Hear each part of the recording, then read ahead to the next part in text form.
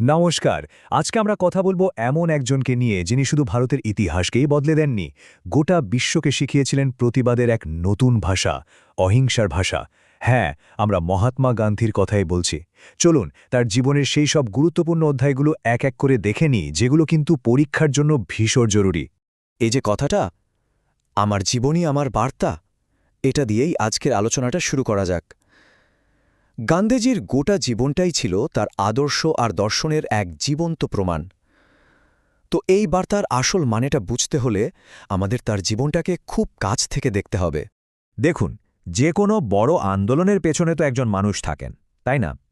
চলুন সবার আগে আমরা গান্ধীজির জীবনের কিছু মূল তথ্য জেনে নিই।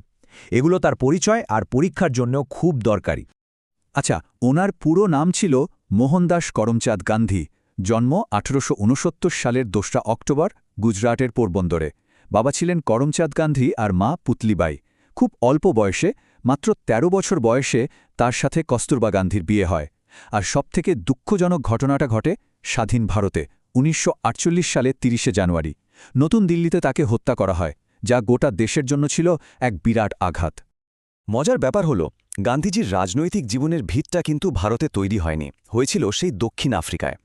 ওখানেই তার বিপ্লবী ধারণা অর্থাৎ সত্যাগ্রহের জন্ম হয়। চলুন দেখি কিভাবে এই ধারণার শুরুটা হলো। গল্পটা শুরু হয় 1893 সালে, যখন একজন তরুণ আইনজীবী হিসাবে তিনি দক্ষিণ আফ্রিকায় পা রাখেন। কিন্তু সেখানে গিয়েই তাকে মুখোমুখি হতে হয় ভয়ঙ্কর বর্ণবৈষম্যের। পিটারমারিৎসবার্গ স্টেশনে তাকে ট্রেন থেকে নামিয়ে দেওয়ার ঘটনাটা তার জীবনের মোড় ঘুরিয়ে দেয়। এর জবাবেই তিনি 1894 সালে নাটাল ইন্ডিয়ান কংগ্রেস তৈরি করেন আর 1906 সাল থেকে তার সেই বিখ্যাত অস্ত্র সত্যাগ্রহ আন্দোলন শুরু করেন। অবশেষে 1915 সালে তিনি যখন ভারতে ফিরে এলেন, তখন তিনি আর শুধু একজন আইনজীবী নন, একজন পোড়খাওয়া অভিজ্ঞ নেতা। তো এই যে সত্যাগ্রহ বলছি, জিনিসটা আসলে কি? এটা হলো অহিংস প্রতিরোধের একটা বিশেষ পদ্ধতি, যার দুটো মূল ভিত্তি আছে। এক হলো সত্য, মানে ট্রুথ, আর দুই হলো অহিংসা, মানে নন ভায়োলেন্স। ভারতে তার যত আন্দোলন, সবকিছুর মূলে কিন্তু ছিল এই সত্যাগ্রহ। তো দেশে ফিরে গান্ধীজি ঠিক করলেন, এই সত্যাগ্রহের ফর্মুলাটা এবার নিজের দেশের মাটিতেই পরীক্ষা করে দেখা যাক। আর এই ছোট ছোট স্থানীয় আন্দোলনগুলোই প্রমাণ করে দিয়েছিল যে তার এই পদ্ধতিটা কতটা শক্তিশালী হতে পারে। আর তার প্রথম পরীক্ষাই ছিল একটা বিরাট সাফল্য, বিহারের চম্পারণে। সেখানে 3 কাঠিয়া সিস্টেমের চাপে কৃষকদের নীল চাষ করতে বাধ্য করা হতো। গান্ধীজি এর বিরুদ্ধেই সত্যাগ্রহ করেন, আর ফলাফল অসাধারণ। এটাই ছিল ভারতে গান্ধীজির প্রথম সফল সত্যাগ্রহ। পরীক্ষার জন্য এই তথ্যটা কিন্তু খুব খুব গুরুত্বপূর্ণ। এর ঠিক পরের বছরই, মানে 1918-তে, তিনি আমেদাবাদের মিল শ্রমিকদের মজুরি বাড়ানোর দাবিতে আন্দোলন করেন। আর এখানে একটা খুব জরুরি জিনিস মাথায় রাখতে হবে। এই আন্দোলনে গান্ধীজি প্রথমবার অনশন বা হাঙ্গার স্ট্রাইককে তার প্রতিবাদের অস্ত্র হিসেবে ব্যবহার করেন, আর এটাও সফল হয়েছিল। ওই একই বছরে, মানে 1918তেই, আরেকটা বড় ঘটনা ঘটে খেদা জেলায়। সেখানে ফসল নষ্ট হয়ে যাওয়ার পরেও সরকার কৃষকদের থেকে ট্যাক্স আদায় করছিল। গান্ধীজি এর বিরুদ্ধেও সত্যাগ্রহ করেন, আর এই আন্দোলনে তার প্রধান সঙ্গী ছিলেন সর্দার বল্লভভাই প্যাটেল। ফলস্বরূপ সরকার সেই বছরের জন্য কর আদায় বন্ধ রাখতে বাধ্য হয়। এই ছোট ছোট সাফল্যগুলো গান্ধীজিকে একটা অসম্ভব আত্মবিশ্বাস দিয়েছিল। এবার তিনি তৈরি হচ্ছিলেন স্থানীয় সমস্যা থেকে বেরিয়ে দেশজোড়া এক সংগ্রামের জন্য। এখান থেকেই শুরু হয় ভারতের স্বাধীনতা সংগ্রামের 3টে সবথেকে বড় অধ্যায়। এই পর্যায়ে আমরা দেখব তিনটে বিশাল জাতীয় আন্দোলনকে: 1920 সালের অসহযোগ আন্দোলন, 1930 সালের আইন অমান্য আন্দোলন, যার প্রতীক হয়ে উঠেছিল লবণ মার্চ, আর সবশেষে 1942 সালের সে চূড়ান্ত ডাক, ভারত ছাড়ো আন্দোলন। অসহযোগ আন্দোলন ছিল ব্রিটিশদের জন্য একটা বিরাট ধাক্কা। এর পিছনে ছিল রাওলাট অ্যাক্ট আর জালিয়ানওয়ালাবাগ হত্যাকাণ্ডের মতো ভয়ঙ্কর ঘটনা। সাধারণ মানুষ, আদালত, স্কুল, বিদেশি জিনিসপত্র সব বয়কট করে স্বদেশীর দিকে ঝুঁকেছিল। কিন্তু চৌরি চৌরার একটা হিংসাত্মক ঘটনার পর গান্ধীজি তার অহিংসার নীতিতে এতটাই অটল ছিলেন যে তিনি এত বড় একটা আন্দোলন মাঝপথে থামিয়ে দেন। এরপর এলো সেই ঐতিহাসিক ডান্ডি মার্চ, যা আইন অমান্য আন্দোলনের প্রতীক। ভাবুন একবার, 12ই মার্চ সবরমতী আশ্রম থেকে যাত্রা শুরু করে 240 মাইল পথ হেঁটে ডান্ডি উপকূলে পৌঁছে তিনি এক মুঠো নুন তুলে লবণ আইন ভাঙলেন। ওই একটা ঘটনাই যেন সারা দেশে আইন অমান্য আন্দোলনের আগুনে ঘিরেলে দিল।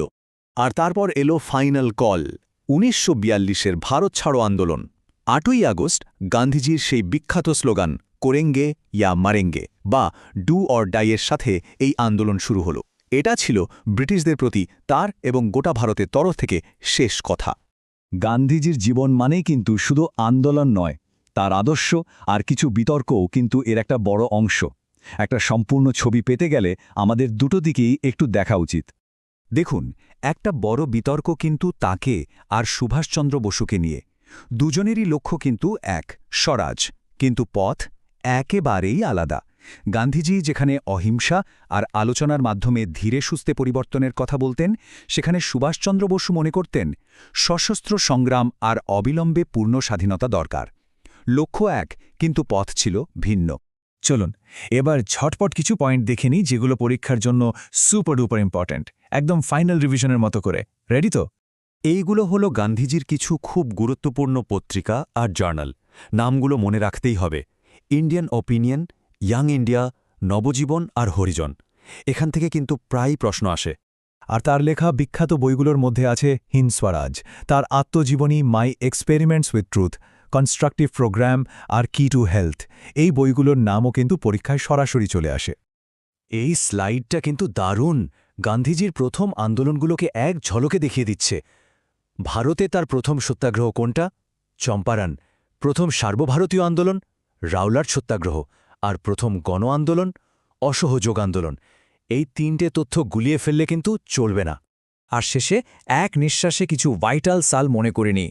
১৯১৫-তে ভারতে ফেরা, ১৯১৯-এ জালিয়ানওয়ালা বাগ, ১৯৩০-এ ডান্ডি মার্চ, ১৯৩২-এ পুনা চুক্তি, ১৯৪২-এ ভারত ছাড়ো আন্দোলন আর শেষে ১৯৪৮-এ তার জীবনাবসান।